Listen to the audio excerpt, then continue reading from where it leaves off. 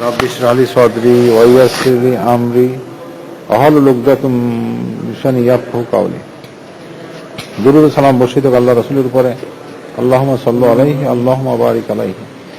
সকল প্রশংসা আল্লাহ, যিনি শত ব্যস্ত কল্পে করে আমাদেরকে দুটো কথা বলার সুযোগ দিয়েছেন, এজন্য আমরা বলি আলহামদুলিল্লাহ। এই ভিতরে কথা হয়েছে অন্য প্রসঙ্গে। তো বিষয়টা হলো, আগে বললাম যে আমাদের ছোট ভাই মির্জা নিজেই একটা প্রোগ্রাম দিয়েছে। তো যাই প্রোগ্রামটা ভালো, এই বিষয়ের উপরে আমার যথেষ্ট কথা বলা হয়ও নাই। প্রথমেই বলছে যে আল্লাহ তাআলা পৃথিবী কেন সৃষ্টি করছে। বিষয়টা ছিল পৃথিবী কেন সৃষ্টি হলো, আল্লাহ এবং ইসলাম। আসলে পৃথিবী কেন সৃষ্টি হলো এই প্রশ্নটা যিনি পৃথিবীর স্রষ্টা তিনি বলতে পারবেন। তিনি যেটুকু আমাকে জানাইছে সেটাই বলতে পারবো, তাই না? আল্লাহ তাআলা পবিত্র কোরআনে বলছে যে তাহাকে কোনো প্রশ্ন করা যাবে না, সে সকলকে প্রশ্ন করবে। আয়াতটা আমার মনে নেই কত নম্বর আয়াত, তবে সূরা আম্বিয়ার 16 নম্বর সূরা আয়াতে আল্লাহ তাআলা বলছে, আম্বিয়া মানে 21 নম্বর সূরার 16 নম্বর আয়াতে আল্লাহ তাআলা বলতেছে যে আমি আসমান জমিনে কোনো কিছুই খেলার ছলে সৃষ্টি করি না, মানে অকারণে সৃষ্টি করি না। আমার একটা নির্দিষ্ট ইচ্ছা আছে। সেই ইচ্ছাটা হলো আল্লাহ তাআলা বলতেছে সূরা জাজিরাতের 56 নম্বর আয়াতে, আমা খালাকতুল জিন্না ওয়াল ইনসা ইল্লা লিয়াবুদুন। আমি জিন ও ইনসানকে সৃষ্টি করছি আমার ইবাদতের জন্য। আর জিন ইনসানকে সৃষ্টি করার জন্যই আল্লাহ তাআলা এই মাখলুকাত সৃষ্টি করছে। এই কথা হাদিসে আসে অসংখ্য জায়গায়।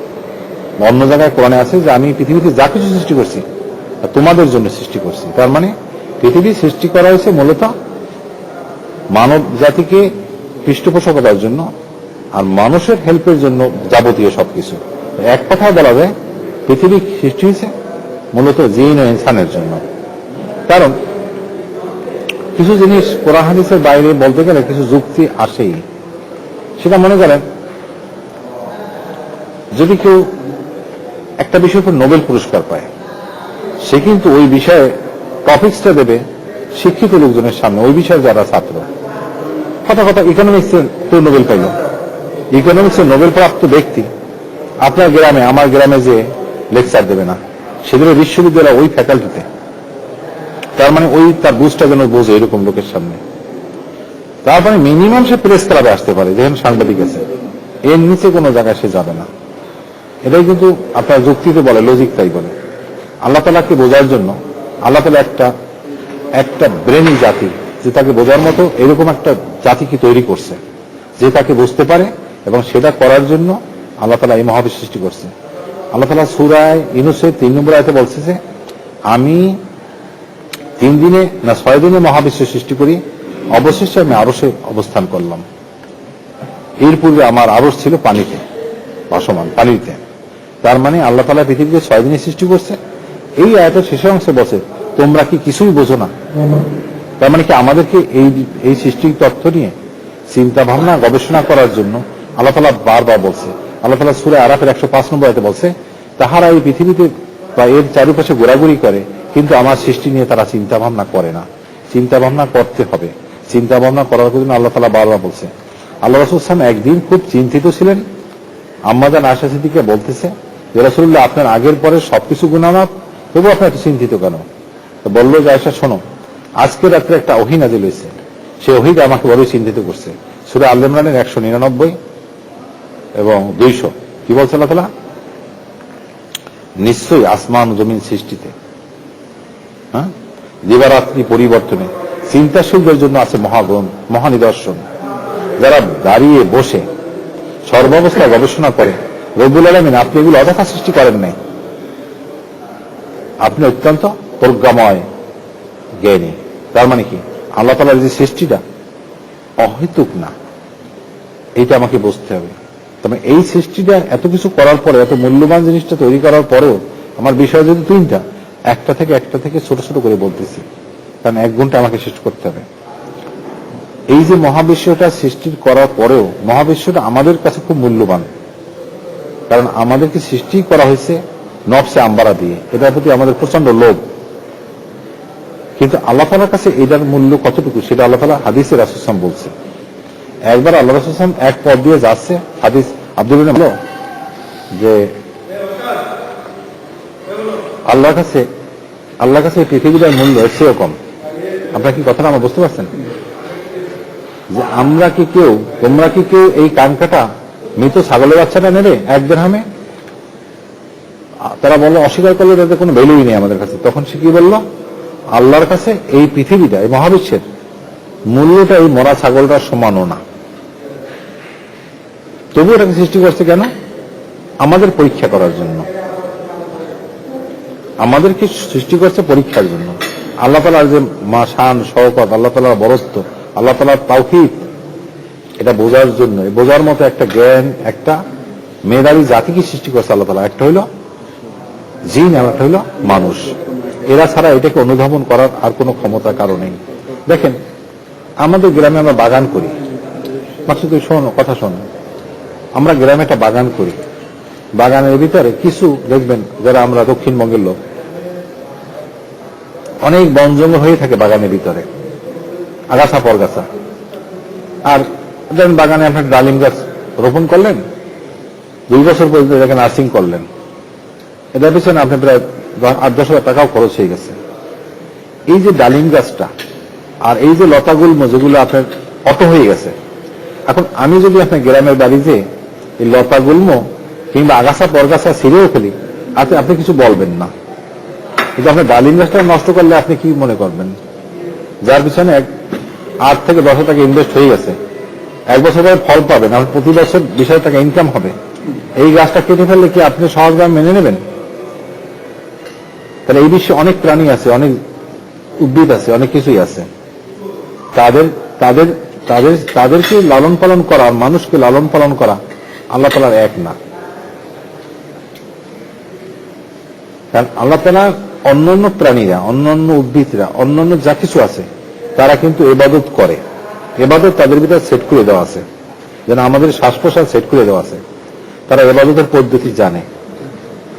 একটা পাখি গান গাচ্ছে, আপনি মনে করেন গান গাচ্ছে না, সে তার প্রভুকে ডাকতেছে। একটা গাছ, আল্লাহ তাআলা বলেছেন নাজমু আশ-শাজারু ইয়াসজুদান, বৃক্ষলতা সিজদারত। সিজদা মানে আপনি বুঝবেন না, সিজদা মানে আমাদের নামাজের সিজদার মতো, তা কিন্তু না। সিজদার বাংলা অর্থ হল সম্মান করা। আল্লাহ তাআলা এখানে তার ইবাদত কথা বুঝাইছে, যেটা লোকমানের কথা বলতে হয়। লোকমান তার ছেলেকে উপদেশ দিয়েছে, বৎস, মোরগ যেন তোমার চেয়ে জ্ঞানী না হয়। লোকমান তো একটা অশিক্ষিত লোক ছিল। আপনি আমি পারবো আমার ছেলেকে এরকম একটা উপদেশ দিতে, যার নামে একটা সূরা নাযিল হয়েছে, সূরা লোকমান 31 নম্বর সূরা। বৎস, মোরগ যেন তোমার চেয়ে জ্ঞানী না হয়। অর্থাৎ মোরগ তার রবকে ডাকবে ভোর রাত্রে, আর তুমি থাকবে ঘুমাইয়া, তা যেন না হয়। শীতের রাত্রে তো আমরা উঠতেই পারি না, এমনি গরমেই পারি না, আর শীতের রাত্রে তো পারবো কিভাবে? কিন্তু মোরগ কি তার রবকে ডাকতে ভুলে যায়? ভালো করে খেয়াল করেন গ্রামের বাড়িতে যে এই সময় মোরগ কিন্তু ঠিক ভোর রাত্রে ডাকে। তাই তো লোকমান বলেছিল, মোরগ যেন তোমার চেয়ে জ্ঞানী না হয় বৎস। মোরগ থাকবে ঘুমে, তুমি থাকবে ঘুমাইয়া, আর মোরগ ডাকবে। তার মানে মোরগ যে ডাকে, মোরগের কি জান্নাত জাহান্নাম আছে? এই পৃথিবীর পরে যে একটা জীবন আছে, সেই জীবনটা শুধুমাত্র জিন ও ইনসানের জন্য, কোনো প্রাণীর জন্য না। কারো হিসাব কিতাব হবে না। আমরা এলাম সেই বাগানের মূল্যবান ডালিম গাছটার মতো। আমাদের গুরুত্ব আর অন্যদের গুরুত্ব এক না। তাহলে এখন বিষয়বস্তু ছিল পৃথিবী কেন সৃষ্টি হইল? পৃথিবী সৃষ্টি হলো কি কারণে?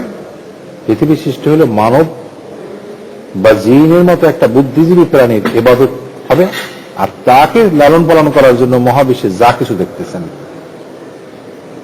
আপনি মনে করেন সূর্যটা কি বেহুদা? না, সূর্যটা এই সোলার এফেক্টে ধরে রাখছে, সে সারা শক্তি দিচ্ছে। তার মানে যা কিছু এই যে লাইট দেখতেছেন, এটা উৎস সূর্য। তার মানে আপনি মনে করতেছেন এই জিনিসটা প্রয়োজন নাই। মাঝখানে একটু গল্প না বললে ভালো লাগে না। আমি ছোটবেলায় ওই আমাদের এলাকাতে লঞ্চ ছিল, তা পিরোজপুরে কিছু লোকজন আসতো লঞ্চে, এখন তো বাস টাস আছে। এক হুজুরে ওই লঞ্চে খুব সার পোকা হইতো, টেডি লঞ্চ। তো সার পোকা হইতো, হুজুরে লঞ্চে ঘুমাচ্ছে, তো মনে মনে ভাবতেছে আল্লাহ তাআলা এত কিছু সৃষ্টি করলো, সার পোকাটা তৈরি করলো কেন? এটা আমার জ্ঞানে আসে না। সে তো বলছে সবকিছুই তোমাদের মঙ্গলের জন্য।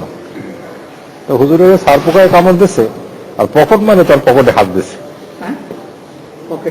পকেট মানে হাত দিচ্ছে, সিমultaneously দুটো জিনিস ঘটে গেছে। তো ছাড় পোকা কামড়ে ঘুমে গেছে, এদিকে পকেট মার, তখন বলে আলহামদুলিল্লাহ, আলহামদুলিল্লাহ যে এই ছাড় পোকাটা আছে বলে আজকে আমার টাকাগুলো। আমি জাস্ট একটা গল্প বললাম, জালালউদ্দিন রুমি সেই আর একটা গল্প বলি। একজন আলেম খুব ওই কবি ভাবুক, তো উনি এই বট গাছের নিচে বসে বসে চিন্তা করতেছে যে আল্লাহ তাআলা বট গাছটা এত বড় করলো, কিন্তু ফলটা দিল এত ছোট। এমন সময় এই কবির মাথায় পড়ছে একটা বটের ফল, তখন বললো আলহামদুলিল্লাহ, যদি তালের মতো বা নারিকেলের মতো হতো। এই জন্য আল্লাহ তাআলা বাবা আছে ভাবে ইয়ারা এরবি কুমার তোকার জীবন হে জিন ইনসান, সূরা রহমানের ভিতরে 32 বার বলতেছে, হে জিন ইনসান তুমি আমার কোন সৃষ্টিকে অস্বীকার করবে? বলেন কোনটাকে অস্বীকার করবেন? আপনি একটু চিন্তা করে দেখেন, যদি আমাদের নাকটা পেটের কাছে থাকতো, মুখটা এইখানে থাকতো, সবকিছু উল্টাপাল্টা হইতো, কেমন হতো? তার মানে আল্লাহ তাআলা এমন একটা বুদ্ধিজীবী প্রাণী সৃষ্টি করছে যে জিনিস মানুষ এটা অন্যদের মতো না, অন্যদের মতো না। যেমন একবার আব্বাসীয় খলিফা হারুন রশিদের একজন বুঝে আজম ছিল, ঈসা ইবনে মুসা। উনি আমার স্ত্রীকে বললো কি, একদিন রাত্রে ছাদের উপরে ঘুরতেছে, স্ত্রীকে বলতেছে চাঁদের দিকে দেখতেছে আর স্ত্রীর দিকে তাকাচ্ছে। স্ত্রী খুব সুন্দর ছিল, হ্যাঁ জোবাইদা না, একজন উজির, হ্যাঁ প্রশ্ন করে করো রেখা হচ্ছে তো বাড়িতে দেবে। তো তখন বললো যদি তুমি চাঁদের চেয়েও সুন্দর না হতো, তালাক তালাক তালাক 3 বার বলেই ফেলাইল, আবেগে, অতি আবেগে বলে ফেলাইছে বোর। তখন তো স্ত্রীর বাড়ি বিপদে, হ্যাঁ বলে কি আমার স্ত্রী তালাক দিয়ে দিয়েছে। তখন যিনি সবচেয়ে বড় আলেম ছিল বাগদাদের, খতিবকে কাছে পাঠাইছে যে আমার স্বামী তো এই কথা বলে ফেলেছে। তখন বলছে যে না, আপনি তালাক হন নাই, কারণ আপনি কি এই আয়াতটা পড়েন নাই, অতীনি অজৈতুনি অতুরি সিনিনা হাজার বালাদ আলামিন লাকাদ খালাকনাল ইনসানা ফি আহসানি তাকওয়িম, যে আল্লাহ তাআলা কসম করছে, 3 জৈতুন, সিনাই নগরী, মক্কা নগরীর কসম, পবিত্র মক্কা নগরীর কসম, যে আমি মানুষকে সৃষ্টি করছি সবচেয়ে সুন্দর অবয়ব দিয়ে। মানে এই পৃথিবীতে যা কিছু আছে মানুষের চেয়ে সুন্দর না। তার মানে আমি কি বললাম যে এই পৃথিবীর যা কিছু সৃষ্টি সব থেকে সবচেয়ে শ্রেষ্ঠ মর্যাদা কার? মানুষের। লাকাদ খালাকনাল ইনসানা ফি আল্লাহ তাআলা বলছে আরেক জায়গায় যে আল্লাহ তাআলা বলছে সূরা বনী ইসরাঈলের ৭০ নম্বর আয়াতে, আমি মানুষকে সবচেয়ে মর্যাদা দিয়েছি। লাকাদ খালাকনাল না না এটা না, যাই হোক আল্লাহ তাআলা সবচেয়ে বেশি মর্যাদা দিয়েছে মানুষকে। মানুষের চেয়ে কারো মর্যাদা নেই, মানুষের চেয়ে কারো সম্মানও নেই, কারো সৌন্দর্য নেই। এই কারণে এই পৃথিবীটা কেন সৃষ্টি হয়েছে তার মূল হল মানুষকে সৃষ্টি করা। মানুষ কিন্তু এই মানুষের মর্যাদা হবে তখনই, সফলতা হবে তখনই যদি মানুষ জান্নাতি হয়। আর যদি জাহান্নামী হয়, ওই আয়াতের শেষের দিকে বলছে সুম্মা রাদাদনাহু আসফালা সাফিলিন, যে আমি তাকে নামিয়েছি নিচু থেকে নিচু স্তরে, এবং পশুর চেয়ে নিচু স্তরে। অন্য জায়গায় বলছে যদি কিনা আপনি জাহান্নামী হয়ে যান তাহলে আমরা মর্যাদা সবচেয়ে কম, এর চেয়ে জঘন্য কিছু হতে পারে না। মর্যাদা নির্ভর করে আপনি জান্নাতি হবেন কি হবেন না তার উপরে। এটা পরীক্ষা করার জন্য একটা ক্ষেত্র তৈরি করা দরকার ছিল, কিন্তু আপনার পরীক্ষা দেবেন একটা হল দরকার। পরীক্ষা দেবেন কিভাবে? তাহলে এই পৃথিবীর সৃষ্টি করলো মানুষ এবং জিনের পরীক্ষার ক্ষেত্র করার জন্য। তাহলে পৃথিবী কেন সৃষ্টি হলো সেটার আমি একটা মোটামুটি ব্যাকগ্রাউন্ড তৈরি করার চেষ্টা করলাম। এরপর আল্লাহ তাআলা বলতেছে যে এই পৃথিবীর মূল্য যদি আল্লাহর কাছে একটা মশার দানার চেয়েও হতো, তাহলে কোনো কাফের যারা অস্বীকারী তাকে 1 গ্লাস পানি পান করতেও দেওয়া হতো না। হাদিস সহিহ বুখারী মুসলিমের। অর্থাৎ এই পৃথিবীর মূল্য আল্লাহর কাছে কোনো মূল্যই না। শুধুমাত্র এই পৃথিবীতে মানুষ সৃষ্টি করছে, এটাকে মানুষকে পরীক্ষা করার জন্য একটা পরীক্ষার হল দরকার। তাই এটা হলো পরীক্ষা। পৃথিবীর সৃষ্টির মোটামুটি আমি একটা ব্যাকগ্রাউন্ড বললাম। তো মানুষের ইবাদতগুলো সম্পর্কে আমরা মনে করি মানুষের ইবাদত বুদ্ধি শুধুমাত্র নামাজ রোজা, মূলত তা না। এই কোরআনটা আপনি ভালো করে গবেষণা করবেন। এই কোরআন গবেষণা করে আপনি একটা রেজাল্টই পাবেন যে আল্লাহ তাআলা এই কোরআনে বুঝাতে চাচ্ছে আমরা যেন আল্লাহকে চিনি যেমনটা চেনা উচিত। আল্লাহকে আমরা চিনতেছি, এখানে এরপরে প্রসঙ্গে আসছি আমরা। এরপরে কি আল্লাহ এবং ইসলাম 3টা কথা বলছে ওখানে। পৃথিবী কেন সৃষ্টি হলো? আল্লাহ এবং ইসলাম। আল্লাহকে আমরা চিনবো কিভাবে? চিনবো আল্লাহকে চেনার জন্যই এই কোরআনটা। কারণ আল্লাহ যদি আপনাকে নিজে দয়া করে না চিনায়, আপনি তো কবির মতো গবেষণা করে আল্লাহকে কোনোদিন পাবেন না। কারণ আল্লাহ তাআলা এই সৃষ্টির মতো না, এই সৃষ্টির বাইরে, এবং সেগুলো আমাদের স্রষ্টা। আমরা হলাম সবাই সৃষ্টি। আল্লাহ তাআলা সূরা জুমারের 62 নম্বর আয়াতে বলছে যে আসমান এবং জমিনের মাঝখানে যা কিছু আছে সবকিছু আমি সৃষ্টি করেছি, সবকিছু স্রষ্টা আমি। কিন্তু সৃষ্টি যদি নিজের থেকে আল্লাহকে চিনতে চায়, তাহলে কোনো গ্রন্থ আপনাকে দেয় নাই, তাহলে আপনি চিনতে পারবেন না। যেমন আল্লাহ তাআলা উদাহরণ দিচ্ছে, আল্লাহ তাআলা যখন ইব্রাহিম আলাইহিস সালাম আল্লাহকে খুঁজতে গেল, আপনি ইব্রাহিম আলাইহিস সালামের কাহিনী যা জানতে হবে। ইব্রাহিম আলাইহিস সালামের কাহিনীটা ছিল, নমরুদ একটা স্বপ্ন দেখছিল যে একটা বাচ্চা জন্মেবে, সে তাকে ধ্বংস করবে, তার ধ্বংসের কারণ হবে।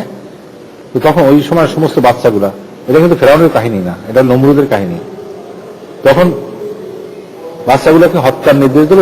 এই মর্মে কিছু কথা আছে, আমি এটা ডিটেলস বলতে পারবো না। তো ইব্রাহিম আলাইহিস সালামকে দীর্ঘদিন জন্মের পরে তাকে লোকসম্মুখে আসতে দেওয়া হয়নি। যখন সে বড় হইল, ইব্রাহিম আলাইহিস সালাম কিন্তু নমরুদের একজন মন্ত্রীর ছেলে, অর্থাৎ কিনা আজরের ছেলে, আজরেও মূর্তি সংক্রান্ত মন্ত্রী।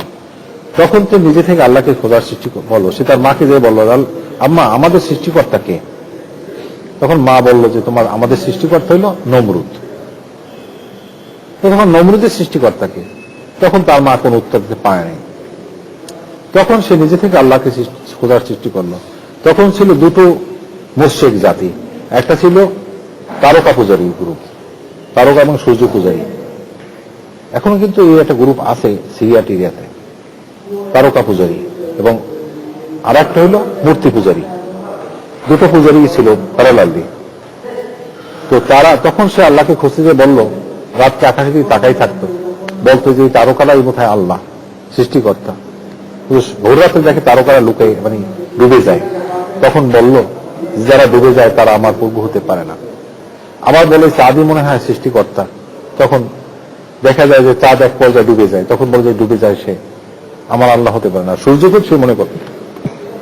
এক পর্যায়ে সে আল্লাহর কাছে সারেন্ডার করলো, ইন্নী অজিহাতু অজিহা লিল্লাযী ফাতারাস সামাওয়াতি ওয়াল আরদা হানিফা ওয়া মা আনা মিনাল মুশরিকিন। আপনারা সূরা আনামের 70 থেকে 78 নম্বর আয়াত পড়বেন। এটা সূরা আনামের 78 নম্বর আয়াত। যে রব্বুল আলামিন, আপনি আপনার দিকে একছত্র হয়ে মুখ ঘুরালাম, আপনি যদি পথ না দেখান তাহলে আমি পথ পাবো না, আপনাকে চিনতে পারবো না। আল্লাহ তখন তাকে পথ চিনাইছে। আমরাও যেন এই কথা আল্লাহকে বলি যে রব্বুল আলামিন আপনি আগে পথ দেখান। এই কথা বলার অর্থ তো আল্লাহকে চেনার জন্য। এখানে আপনি নিজে থেকে আল্লাহকে চিনতে পারবেন না, সেটাই বলা হয়েছে। যেমন আপনি আল্লাহকে যদি চিনতে চান, মনে করবেন আল্লাহ তাআলা মনে হয় এই বড় গাছটাই মনে হয় স্রষ্টা, এই বিরাট পাহাড়ই মনে হয় স্রষ্টা, এই বিরাট একটা প্রাণী দেখবেন, মনে করবেন এই স্রষ্টা। এই করতে করতে তার একটা আকৃতি দেবেন যে আল্লাহ মনে হয় এইরকম, তাকে একটা মূর্তি বানাবেন। এইরকম নিজেরা নিজের থেকে আবিষ্কার করলে এই ঘটনাগুলো ঘটে যাবে।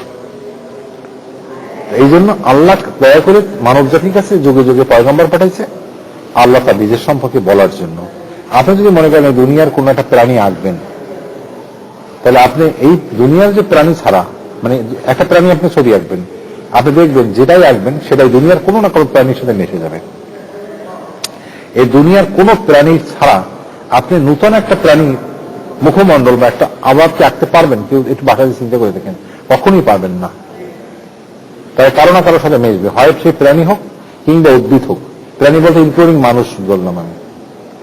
কেউ পারে না। কি দেখেন, যত বড় আর্টিস্ট হোক, তাকে বলেন যে ভাই তুমি এমন একটা কিছু আঁকো যেটা এই পৃথিবীর কোনো কিছুর সাথে সাদৃশ্য নাই, তার মাথা থেকে আসবে না, কারণ সে এর ভিতরে বাইরে চিন্তা করতে পারবে না। আল্লাহ তাআলা বলছেন সূরা সূরা 11 নম্বর আয়াতে, লাইসা কামিসলিহি শাইউন ওয়া হুয়া সামিউল বসীর। আমি কোনো কিছু সাদৃশ্য নই, আমি আমার মতো। আল্লাহ তাআলার সাথে কোনো প্রাণীর বা এই বিশ্বের কোনো কিছু সাদৃশ্য তার নেই। এই কথা আমরা সূরা ইখলাসের ভিতরে পড়ি, আলাম ইয়াকুল্লাহু কুফুয়ান আহাদ। আল্লাহ তাআলা কোনো কিছুর মতো নয়। আল্লাহ তাআলা কার মতো? আল্লাহ যেমন তেমন। প্রথমত আমাদের সবচেয়ে যে সমস্যাটা হয়েছে, ও যেহেতু আল্লাহ সংক্রান্ত বিষয়টা, আল্লাহ তাআলা যে বিষয়টা বেশি সাবধান করছে, মানুষ যদি সেইখানেই বেশি ভুল করছে। যেমন এই ভুলটা যে করলো, আদম আলাইহিস সালামের জীবনী থেকে আপনি দেখেন, আদমকে সৃষ্টি করে জান্নাতে রাখলো, তার স্ত্রী হাওয়াকে দিল, বানাইলো তার ভিতর থেকেই। এটা তো আমরা এখন জানি ক্লোনিং এর মাধ্যমে সম্ভব। আদমের দেহ থেকে হাওয়াকে সৃষ্টি করছে ক্লোনিং এর মাধ্যমে। আল্লাহ তাআলা প্রযুক্তি জানে আল্লাহ কিভাবে সৃষ্টি করেন। ক্লোনিং বললাম বর্তমান প্রেক্ষাপটে। বললো যে আদম হাওয়া তোমরা কাজ করো, তোমরা এই যে জান্নাতে যাও, জান্নাতে থাকো, যেখানে যা মন চায় খাও, তোমার যা কিছু করো, কিন্তু একটাই তোমাদের জন্য শরীয়ত, শরীয়ত কিন্তু একটা, নামাজ রোজা কিছুই না। কিন্তু এই যেটা গাছ দেখো না, এই গাছের কাছেও জমা না, ফল কত দূরের কথা। শরীয়ত কি মানতে পারছে একদম হওয়া?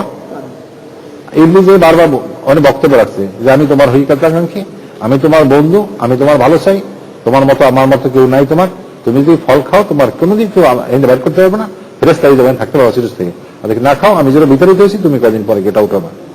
এই অজনসিয়াত করতে করতে করতে তো একসময় ইবলিসের এই অজনসিয়াতে ভুলে গিয়ে সে ফল খাই ফেলাইলো। আল্লাহ তাআলা জিজ্ঞাসা করলো আদম রে, আদম আমার নিষেধ করার পরেও তুমি কেন ফল খেলে? বললে আল্লাহ আপনার নামে কসম করে কেউ মিথ্যা কথা বলতে পারে, এটা আমার ধারণায় কাজ করে না। কারণ এখানে তো আল্লাহর কসম করে বলছিল ইবলিস, যে আল্লাহর কসম করে বলতেছি যদি তুমি ফল খাও। তার মানে ইবলিস বোঝে যে এই ধর্মের নামে কসম কসম করে মানুষকে পথভ্রষ্ট করা যায় বেশি। এই জন্য পৃথিবীতে যত লোক পথভ্রষ্ট হয় তার মূল্য থাকে ধর্ম। ওই যে নাস্তিকদের কথা, নাস্তিকরা কোনো ক্ষতি করতে পারে না ইসলামের। কারণ আপনি খুব খেয়াল করে দেখবেন যে নাস্তিক নিজে ক্ষতি নিজে করে, আর যে নাস্তিকের ডাকে যারা সারা ওদের অন্তরে এমনিতেই বেদি আছে। আপনাকে 10 যদি বলে আল্লাহ নাই, তাহলে আপনি বিশ্বাস করবেন? করবেন না। তা আপনি কি নাস্তিক কি ক্ষতি করবে? ক্ষতি করতে পারে একটা মোল্লা ধর্মের নামে অধর্ম প্রচার করলে। আপনি বলেন এখানে যারা নবী সালাম আলাইকে দেন আপনি জান্নাতে চলে যাবেন, এই লোক ক্ষতি করলো, নাস্তিক আপনি কি করবে? সাধারণ বাসে লেখা বিশ্বের মানুষের কি ক্ষতি করতে পারছে? যে নিজে ক্ষতিগ্রস্ত হয়েছে সালমান রুশদি, কোন ক্ষতি করতে পারে নাই, ক্ষতি করে সে নিজেকে নিজে। এই জন্য ওই যে আয়াত আল কিরানি তার ডনবি স্যাট বইতে লিখছে, এই বইটা আপনার পড়বেন, বইটা খুব ভালো বই। যে নাস্তিকরা সবচেয়ে ভালো কাজ যেটা করতে পারে আত্মহত্যা করতে পারে, নাস্তিক কোনো ক্ষতি করতে পারে না ইসলামের। নাস্তিক চলে গেছে অনেক আগে, মাঝখানে লেবাস ধরছে, তার হৃদয়ে এমনি প্রবলেম আছে। হৃদয়ের প্রবলেম নিয়ে অজনসিয়ত করি, একসময় এই হৃদয়ের আসল জিনিসটা বেরিয়ে যাবে। তো যাই হোক, আল্লাহ তাআলা পবিত্র কোরআনে দুইটা আয়াত নাযিল করেছে। আয়াত দুটো ভালো করে মনে করে শোনেন। সূরা লোকমানের 33 নম্বর আয়াত আর সূরা ফাতিরের 5 নম্বর আয়াত, অর্থাৎ 31 নম্বর সূরা 33 নম্বর আয়াত, আর সূরা ফাতির মানে 34 নম্বর সূরা 5 নম্বর আয়াত। 31 নম্বর সূরা 33 নম্বরটা আমি বলার পরে পরে শোনো। আল্লাহ বলছে হে মানুষ তোমরা আল্লাহকে ভয় করো। ভয় করো এমন এক দিনের যিনি পিতা পুত্রের কোনো কাজে আসবে না, পুত্র পিতার কোনো কাজে আসবে না। এখানে আমি পিতা পুত্রের কথা কেন বলছে? আজকে আপনি বিপদে ফলে সর্বপ্রথম আপনার পুত্র যাবে। পুত্র নাই কন্যা আছে, তারা আবার বেজার হইেন না, কারণ আল্লাহ তাআলা দিচ্ছে এটা। আল্লাহ তাআলা উপমা দেওয়ার ক্ষেত্রে দিচ্ছে, এটা উপমা।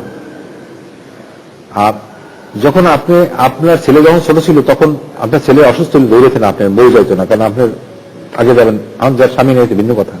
আল্লাহ তাআলা কি বললো? হে মানুষ তোমরা আল্লাহকে ভয় করো। ভয় করে এমন এক দিনের যিনি পিতা পুত্রের কোনো কাজে আসবে না, পুত্র পিতার কোনো কাজে আসবে না।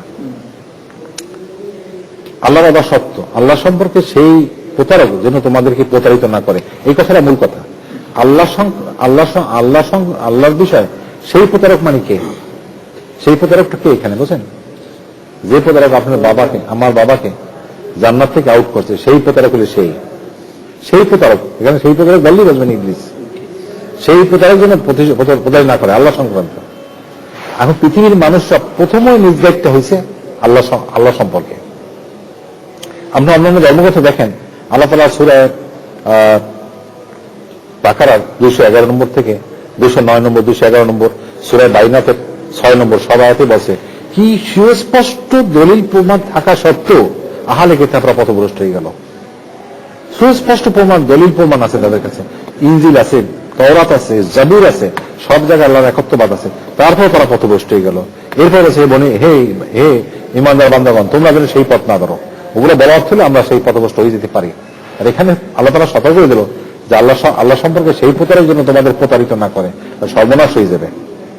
যদি আল্লাহ জায়গাটা আপনার সঠিক থাকে তাহলে আপনি জান্নাতে যাবেন।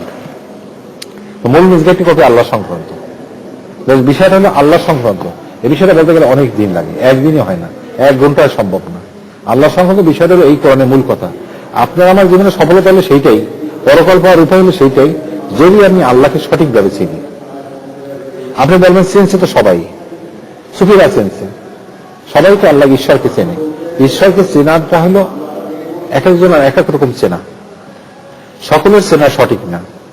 আর সঠিক চেনাটা হলো, এবং এই উম্মতের 73 গ্রুপের 72 গ্রুপই আল্লাহকে সঠিকভাবে চিনতে পারে নাই। না চিনলে তারা সবাই পথভ্রষ্ট হয়ে গেছে। একটা মাত্র দল আল্লাহকে সঠিকভাবে চিনবে, বাকিরা চিনবে না। যে কথা আল্লাহ তাআলা নিজেই বলছে সূরা আরাফের 181 নম্বর আয়াতে, বলছে মানব জাতির ভিতরে একটা দলই আল্লাহকে সঠিকভাবে চেনে, সঠিক পথে সঠিক কথা বলে, আর সবগুলোই পথভ্রষ্ট। এই কথা আল্লাহ তাআলা সূরা সাবার 20 নম্বর আয়াতে বলছে যে মানব জাতি, সূরা সাবা, মানব জাতির ব্যাপারে ইবলিসের কথা সত্য প্রমাণিত হয়েছে, একটা দল সারা সকলকে পথভ্রষ্ট করছে। আমি একটা মাত্র দল ইন্ডিকেট করা হয়েছে, সে একটা মাত্র ধর্ম বলা হয় না, কিন্তু একটা মাত্র দল বলা হয়েছে, একটা মাত্র দল সঠিক পথে থাকবে আর সকলেই ভুল পথে থাকবে, এ কথাই বলা হয়েছে। তার মানে যে ভুলের মূল কারণ হলো আল্লাহকে তারা সঠিকভাবে চেনে নেয়। যেমন এখন ইউসুফ জুলেখা একটা পর্ব হচ্ছে, এটা আপনারা দেখবেন না, কারণ এখানে অনেক ভুল আছে। ইউসুফ আলাইহিস সালাম যখন জেলখানায় গেল, জেলখানায় দুইজন কয়েদি প্রবেশ করলো। কয়েদি দুইজন কয়েদি ইউসুফকে বলল যে আপনাকে দেখে খুব ভালো মূলক মনে হয়।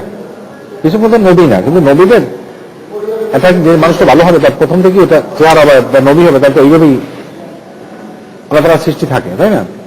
ওই দুইজন আসামি বলল যে আপনাকে দেখে খুব ভালো মানব মনে হয়, তো আমরা দুইজনে দুইটা স্বপ্ন দেখি, তার মিনিং আপনি আমাদেরকে বলবেন, যদি পারেন বলবেন। তখন ইউসুফ আলাইহিস সালাম কিন্তু সরাসরি বলতে পারতো, ব্যাখ্যা দেওয়ার আল্লাহ তাআলা জ্ঞান দিয়েছে, কিন্তু সরাসরি বলতে পারতো। দেখেন এইখানে আমার একটা হিকমা আছে যে কথা বলার শুরুতে কিভাবে বলতে হয়, আসল কথাটা ডাইরেক্ট বলতে হয় না। তোমার কাছে 5,000 টাকা খাবো, যাই কিন্তু চাবো না, আমি একটা ভূমিকা রাখবো। আমার মেয়ে তো তোর ভাতিজি বোঝই, তার পরীক্ষা, অনেক কথা বলবো না, এটা হয় না। একটা ভূমিকা, এখানে একটা ভূমিকা রাখছে, কি ভূমিকা রাখছে দেখেন। তখন ইউসুফ আলাইহিস সালাম বলল যে স্বপ্ন দুইটা শুনলো। একজনে বলল যে আমি স্বপ্নে দেখলাম যে আমার মাথার উপরে, মাথার ঝুড়ি থেকে পাখি রুটি খাচ্ছে। আর একজনে বললো যে আমি দেখলাম আঙ্গুর নিগড়িয়ে আমার মালিককে আমি খাওয়াচ্ছি, রস খাওয়াচ্ছি। এই স্বপ্নটা শোনার পরে উনি বললো তোমাদের দুপুরে যখন খাবার আসবে তার আগে আমি কথা বলবো। তার মানে তখন জেলখানা খাবার বাহির থেকে আসতো, এই কথার ভাবে বোঝা যায়। যখন কথা বলার সময়, যখন খাবার আসার আগেই বললো, তখন ডাকার পরে উনি যে নসিহতটা করতেছে সেটা বললো যে শোনো, আমি তোমাদের কিছু কথা বলি, ভিন্ন ভিন্ন অনেক রব কি ভালো না একজন রব ভালো? ভিন্ন ভিন্ন রব থাকে, মানে আমি আপনাদের বাসায় কাজ করি, আপনার 10 জন মালিক, 10 জন মালিকের হুকুম পালন করা ভালো না একজন মালিকের হুকুম করা ভালো, শোনা ভালো? নিশ্চয়ই যে চাকর, তারা একজন মালিক হলে সুবিধা না? 10 জনের কথা শুনলে একবার তুই কাপড় নিয়ে যা, বাজার কর, তার তো অশান্তি। বলে ভিন্ন ভিন্ন রব থাকা ভালো না একজন রব থাকা ভালো? তার মানে এখানে কি বললো? তাওহীদের একটা দাওয়াত দিয়ে দিল সে। এরপর আসল কথা বললো, এখানে কি বললো? স্বপ্নের মিনিং বললো। স্বপ্নের মিনিং বলাটা আমার মূল কথা না, বল তার ভূমিকাটা কি ছিল সেটা। স্বপ্নের মিনিং তো জানি, বলছে তোমাদের ভিতরে একজনের মৃত্যুদণ্ড হবে আর একজনের তার বাদশাকে মদ পান করাবে, সাক্ষী হবে, মুক্তি পাবে। তারপরে বলে যে মুক্তি পাবে, যদি বলতো তুমি, তাহলে তো সে টেনশনে বেড়ে যেত, হাফ তাহলে 50% বাঁচার সম্ভাবনা। হেকমা আপনি আমি বলতাম যে তুই এরা তোর বাটা ফাঁসি দেবে, তুই এরা মুক্তি পেবি, সেটা সব জানতো স্বপ্নের মিনিং, কিন্তু সেটা সে বলে নেই। হ্যাঁ, দুলাল ভাই আমি আপনাকে মৃত্যুদণ্ড দেবে, মাসুদি খালাস পাবি, তাহলে আপনি বুঝতে পারবেন? এখন বলে তোমাদের একজন এই হবে আর একজন এই হবে, তবে যে মুক্তি পাবা সে তোমার মালিককে বলো আমি স্বপ্নের ব্যাখ্যা জানি। এটা পরের কাহিনী। তো ইউসুফের এই কাহিনী থেকে আল্লাহ তাআলা নিজেই শুরুতে বলছে ইউসুফ আর তার ভাইদের কাহিনী থেকে জ্ঞানীদের আছে অনেক জানার। তো এখানে আপনারা কি বুঝলেন? আল্লাহ সংক্রান্ত এখানে একটা যে ভিন্ন ভিন্ন রব, এখানে আমাদের সমস্যা নাই, মুসলমানদের অন্তত পক্ষে রব যে একজন এ বিষয়ে কোনো সমস্যা নাই। যেমন আল্লাহ তাআলা এখানে আমাদের আরো শেখার আছে। ইয়াকুব আলাইহিস সালাম তার মৃত্যুর সময় বলল, তার ছেলেদেরকে ডাকলো যে হে সন্তানেরা, আমার মৃত্যুর পরে তোমরা কার ইবাদত করবে? দেখেন আমরা কি কথা বলবো? সারা পৃথিবীর মানুষ মূর্তি পূজা করে, সেখানে আমার একটা পরিবারের কয়েকজন লোক মাত্র মুসলমান, না জানি রাষ্ট্রের সবাই মুসলমান, সবাই মূর্তি পূজারী, অর্থের লোভে, যে কোনো লোভে কেন আবার ওই পথে যায়, এই জন্যই ওসিয়ত করে গেল। তখন ছেলেরা কি বললো? ইয়াকুবের ছেলেরা বললো যে আমরা তারই ইবাদত করবো যার উপরে আমার বাপ দাদা ইব্রাহিম, ইসহাক, ইয়াকুব যাদের ইবাদত করছে। এই কথাটা বলা প্রয়োজন হয়েছিল। আমরা কি আল্লাহ ইবনে রাসূল বলছে তোমরা মৃত্যুর আগে সকলেই ওসিয়াত নামা লিখে যাও। আমরা কি বলবো? আমাদের তো ওসিয়াত করবো, নিজেরাই তো কিছু মানি না, তো আমাদের সন্তানদের জন্য কি ওসিয়াত লাগবো? যে লাগবো তাতেই তো এই চা তো একটা খাচ্ছি, এটা পরে খাই। তো যে কথা বলছিলাম, জি তুমি নিয়ে যাও। আমাদের এখানে এই পর্বে আমি যে কথা বলবো, এর আগে কতগুলো কথা বলছি তাওহীদের উপরে। এই তাওহীদের চ্যাপ্টারটা এর সাথে আপনার অ্যাড করতে হবে। ওনাকে এইটা দিয়ে দিন। তাওহীদ আল্লাহ তাআলা সংক্রান্ত যে বিষয়গুলো আছে, আমরা আল্লাহ সংক্রান্ত বিষয়ে মারাত্মক রকমের ভুলে আছি। এই ভুলগুলো আমাদের ভাঙতে হবে, না ভাঙলে কিন্তু আমরা আমাদের ভিতরে সবচেয়ে সর্বনাশটা করছে সুফিবাদী আকীদাগুলো। সুফিবাদী আকীদাগুলো খ্রিস্টানদের আকীদা ছিল জঘন্য। খ্রিস্টানরা তো অন্তত 3 জন আল্লাহ মানে, খ্রিস্টানরা তো 3 জন আল্লাহ মানে, হ্যাঁ ট্রিনিটি বলে তারা। সুফিবাদের সবাই আল্লাহ। এখন তার মানে তাও তো একটা রক্ষা হয়, 3 জন পিতা পুত্র আল্লাহ, জেসাস আর মারিয়াম। তার মানে 3 জন আল্লাহ, তারা ট্রিনিটি। যদিও ট্রিনিটির কোনো ব্যাখ্যা, শ্রীতত্ত্বের কোনো ব্যাখ্যা তারা বাইবেলে দিতে পারে না। বাইবেলে ট্রিনিটি কথাটাও কোথাও আসলে নাই। গড, জেসাস, মারি, এরা তারা নিজেরা বলে। যেমন মনে করেন বলবেন যে বাইবেলে নাই, তাহলে এই যে তাদের 73 বাইবেলে কোথায় ট্রিনিটির ব্যাখ্যা নেই। মনে করেন আপনি কোরআন হাদিস গাইডটা যদি আপনি দূরবীন দিয়ে দেখেন, মিলাদ কথাটা পাবেন না। তবু তো মিলাদটা এই দেশে খুব চলে, তাই না? এখন চালু করে ফেলেছে। এখন যদি এটা নবী আসতো তাহলে সে বলতো মিলাদ পড়া বেদাত, সেটা সে বলতো। কিন্তু যেহেতু এটা মুখে মুখে হয়ে গেছে, এইভাবে সমাজে মুখে মুখে কিছু ইবাদত চালু থাকে, এইটা এত ব্যাপক থাকে, আসলটা তার আসলটা ধ্বংস হয়ে যায়। এটা হইল শয়তানের সফলতা। এখানে খ্রিস্টানদের বাইবেলে কোথাও নাই, আমি বাইবেলের ছাত্র, কোথাও নাই যে মানে খ্রিস্টান যিশু নিজে বলছে, আল্লাহর কথা বাদ দেন, যিশু নিজে বলছে যে ট্রিনিটি, কিন্তু আল্লাহ তাআলা বলছে ট্রিনিটি 2 জায়গায়, হয়তো করে নাই। আল্লাহ তাকুলু সালাসা, 3-এর 1 বলো না, এখানে থেমে যাও, তোমাদের জন্য কল্যাণ। সূরা নিসা 171 নম্বর আয়াত। আল্লাহ তাকুলু সালাসা, 3-এর 1 বলো না। আল্লাহ এই আয়াতের আগেই বলছে আরো কিছু কথা, যে আহলে কিতাব তোমরা ধর্ম নিয়ে বাড়াবাড়ি করো না, তোমরা 3-এর 1 বলো না, এখানে থেমে যাও, তোমাদের জন্য কল্যাণ। হ্যাঁ, এখানে বলে আল্লাহ তাকুলু সালাসা, 3-এর 1 বলো না। আল্লাহ তাআলা অন্য জায়গায় বলছে সূরা মায়দার 73 নম্বর আয়াতে, হ্যাঁ কি বলছে? বলছে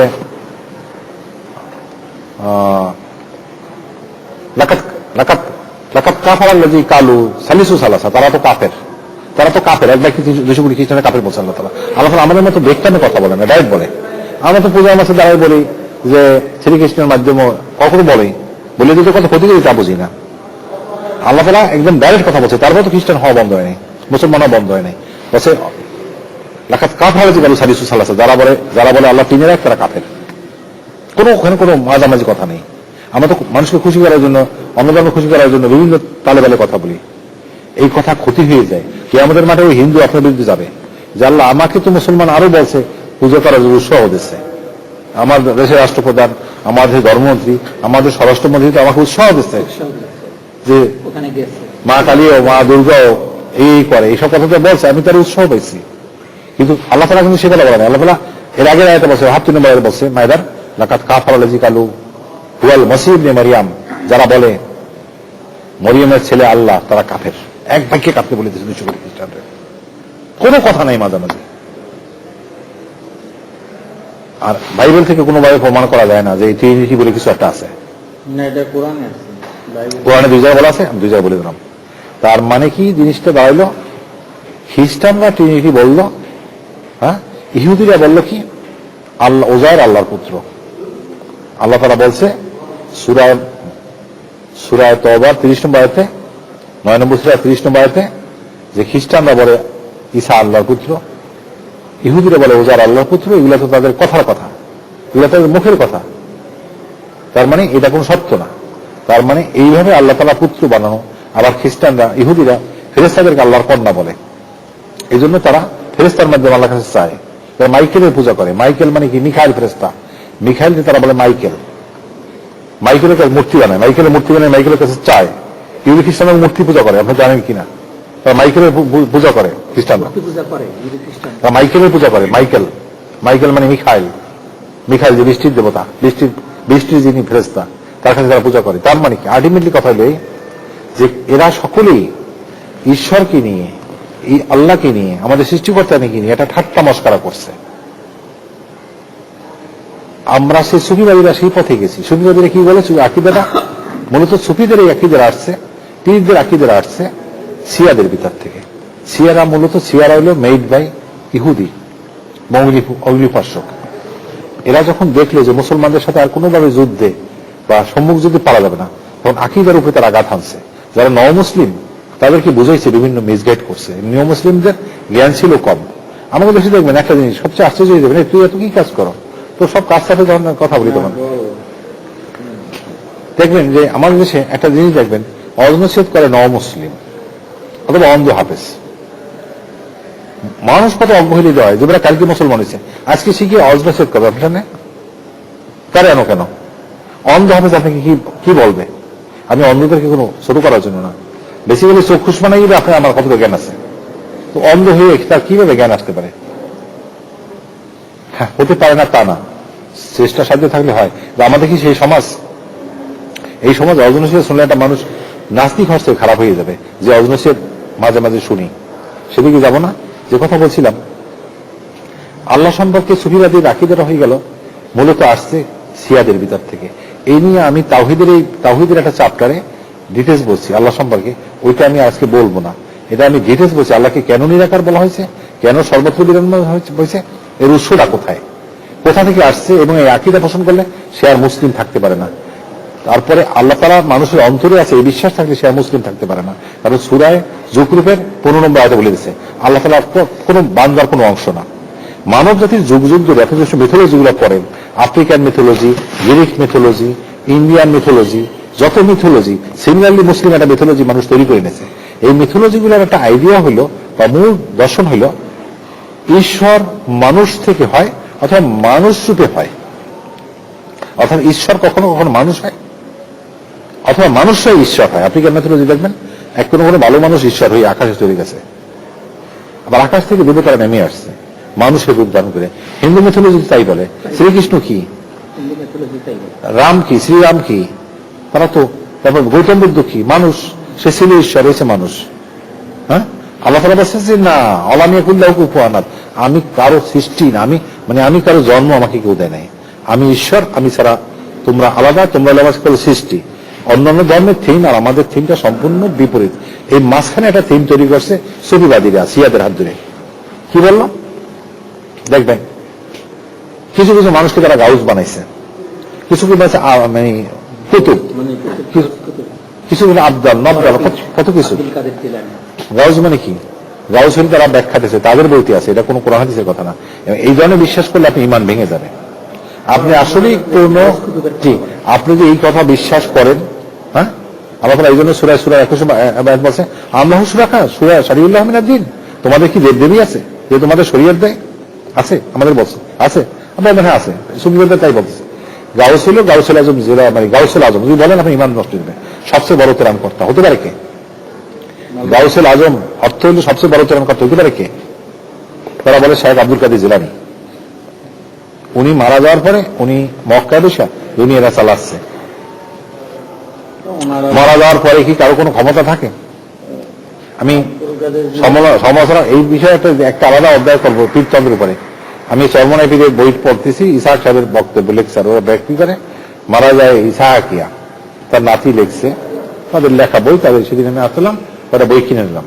তুই বরিশাল গেলে একটা বই দেবো চরমনাই পীরদের, এগুলো কিনে আনবে আমার জন্য।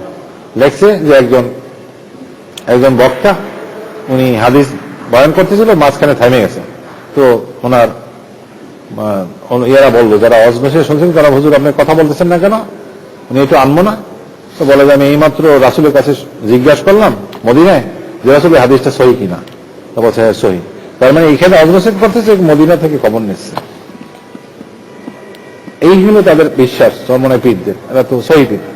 তার মানে এগুলো তাদের বইতে আছে। আমার তো কথা বলে তো তারা মারবে, আমার তো বই দেখেন, বই দেখেন লেখা আছে এগুলো। তার মানে তারা মনে করে মরা মানুষ তোমাকে, তারা নাকি রাসূলের সাথে হাত মিলায় দেখে, সাক্ষাৎ করে। এখন গাউসুল আজম তো ওইগুলো একটা পীর, সে পীর আবার দুনিয়া চালাচ্ছে মারা যাওয়ার পরে দুনিয়া চালাইতে পারে। এই ধরনের মৃতকেন্দ্রিক কোনো কিছু যদি আপনি বিশ্বাস করেন, তাহলে আপনি একটা মুশরিক হয়ে গেলেন। এরা আল্লাহ তাআলা এরকম কাউকে নিয়োগ করে নাই। এখন আমি কথা বলতেছি, একজন হুজুর মতো লোক দাঁড়াই থাকি, অবশ্যই বড় পীর। আপনি কেন, উনি মাতৃগর্ভ থেকে 18 পারা কোরআন হাফেজ হয়ে আসছে। আমি বললাম আপনি কি কোরআন শরীফ পড়তে পারেন? পারি। তাহলে আপনি সূরা নাহলের 78 নম্বর একটা পড়েন, 16 নম্বর সূরা 78 নম্বর বাই করো, পড়ছেন যে অর্থ করেন। করছে। যেখানে লেখা আছে না, যখন তোমার মাতৃগর্ভ থেকে আসছো তখন কিছুই জানতে না। এই আয়াতটা একটু বাড়ি করে পড়া, 16 নম্বর 78, তাহলে ভুলটা ভেঙে যাক। আপনাদের মাধ্যমে যারা এই কথাগুলো বলে, আব্দুল কাদের জিলানী পেটের মধ্যে এখানে ওই জন্য তো এই আয়াতটা করে ওনারও শোনাইলাম, যে আপনি মঞ্চে সবারই পড়ে শোনেন, মাইক দিলাম, যে যখন কেউ মাতৃগর্ভ থেকে আসে তখন সে কিছুই জানে না। আল্লাহ বলতেছে, আল্লাহ তোমাদেরকে তোমাদের মায়ের গর্ভ থেকে বের করেছেন, তোমরা কিছুই জানতে না। তিনি তোমাদেরকে কর্ণ, চক্ষু ও আর কিছু লাগবে না। এই যে এদিক হয়েছে, আমার কথা তো হয়েছে। তাহলে এখন আব্দুল কাদের জিলানী 18 পারা কোরআন শরীফ হাফেজ হয়ে আসলো কিভাবে? এটা সব অপপ্রচার। অপপ্রচার না, তা কি আপনি দেখতেছেন না কোরআনের কথা?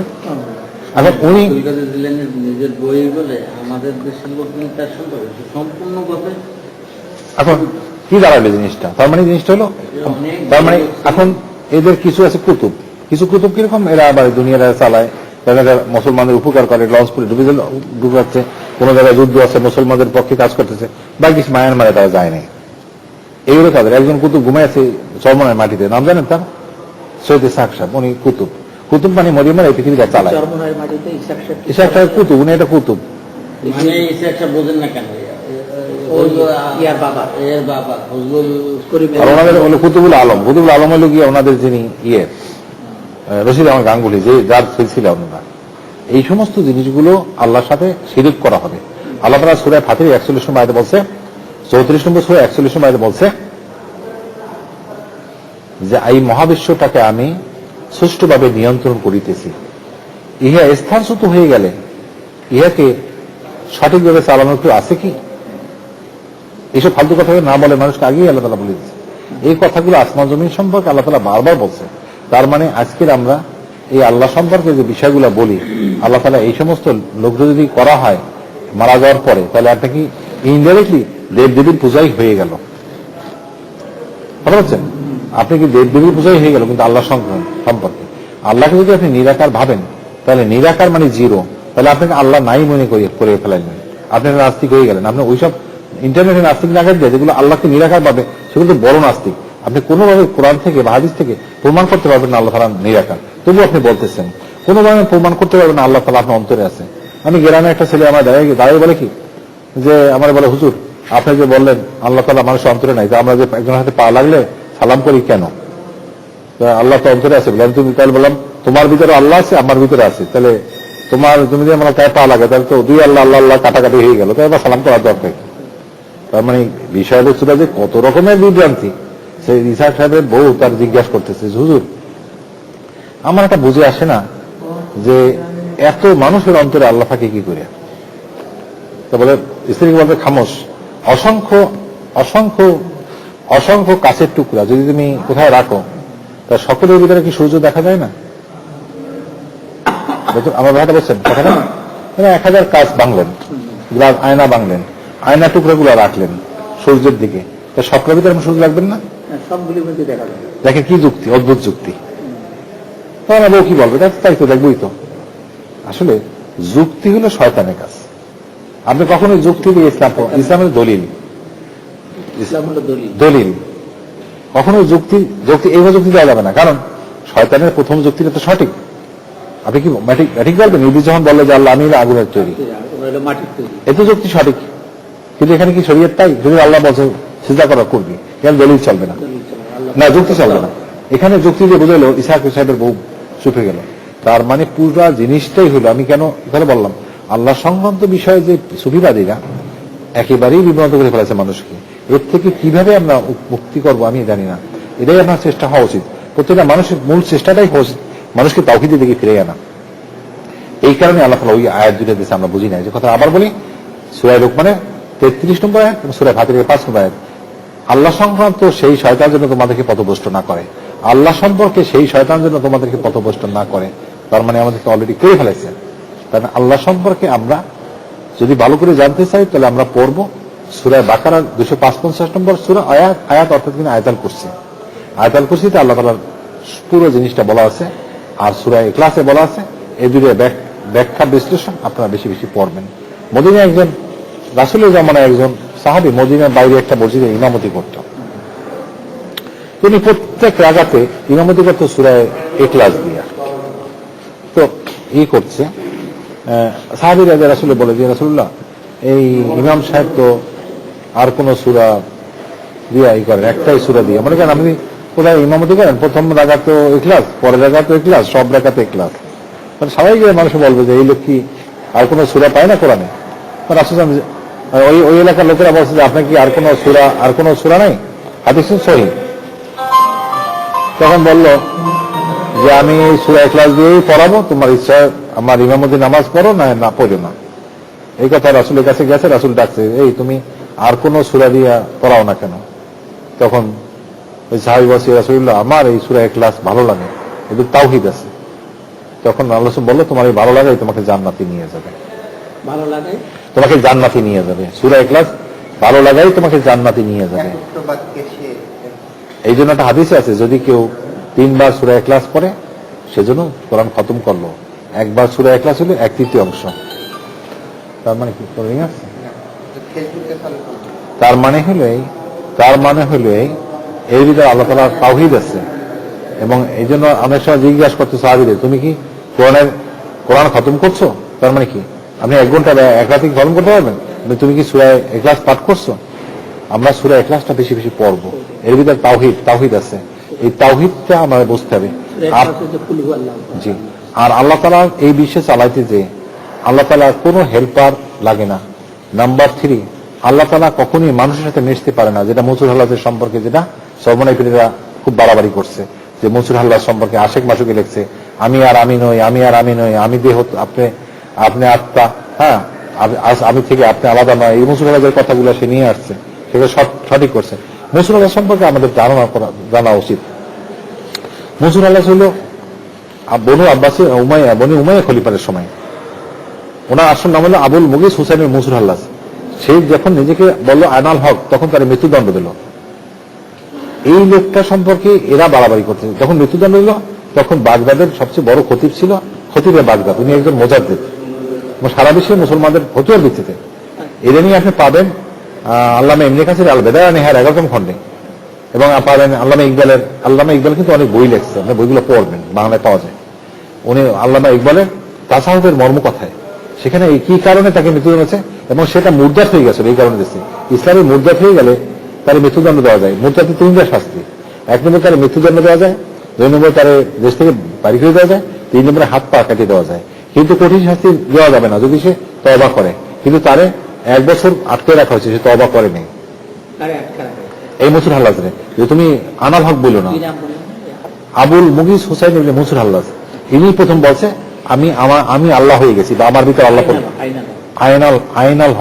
আইনাল হক মানে আমি খোদা, আমি আল্লাহ। হক মানে আল্লাহ ভাই একটা নাম হক, 99 নামের একটা হক নাম হক। এখন পীরেরা তাকে সাপোর্ট দেয়, সেটা বলে যে এই যে চা, জানেন চা, পানি, চিনি, দুধ এক হয়ে গেছে না, আলাদা করতে পারবেন? এরা বলে আল্লাহ আর বান্দা এক হয়ে যায়, লীন হয়ে যায়। হ্যাঁ, এরা একাকার হয়ে যায়, এক হয়ে যায়, এটা মানে ফানা হয়ে যায়। এইসব বিশ্বাসগুলো একেবারে মারাত্মক বিশ্বাস, মানে ভয়ঙ্কর বিশ্বাস। এই যে মনে করেন ইমাম গাজ্জালি অনেক লেখলেও তার এইখানে ভুলটা ছিল। পরে মৃত্যুর আগে সে বুখারী সাহেব পায়ে কান্নাকাটা করছে, আমার ভুল হয়ে গেছে। ওই ভুলগুলো আপনাকে বুঝতে হবে। সেখানে বলে ফেলাইছে যে হ্যাঁ, এই ফানায় বিশ্বাস করছে, সে পীরতন্ত্র ছিল বিশ্বাস করছে, কিন্তু পরবর্তীতে সে ফিরে আসছে, তখন আর সময় ছিল না। তার মানে এই যে সুবিধাদের বিশ্বাস, আল্লাহ সম্পর্কে বিশ্বাস, এই বিশ্বাসটা খুব ভয়ঙ্কর। এইখান থেকে যদি বেরিয়ে না আসতে পারেন, আপনি যেখানে যাবেন এই বিশ্বাস। আর অহাদাতুল ওজুদ, এটা সম্পর্কে আমি পরে একদিন বলবো। তবে একটু বলি, তাদের বিশ্বাস হলো মহাবিশ্বে যা কিছু আছে সবটাই আল্লাহ, অর্থাৎ সৃষ্টিটাই আল্লাহ। আল্লাহর সৃষ্টি থেকে তার আলাদা কিছু করে নেই। এত বড় ভয়ঙ্কর বিশ্বাস ফেরাউন নিজেও বলে নেই। ফেরাউন আনারব্বু আল আলাদা আছে, মানে সবই ঈশ্বর। তার মানে এই চশমাটা ঈশ্বর তাদের কথা অনুযায়ী। সৃষ্টি আর স্রষ্টা আলাদা তারা করে না। এই না করাটাকে তারা তাওহীদ মনে করে।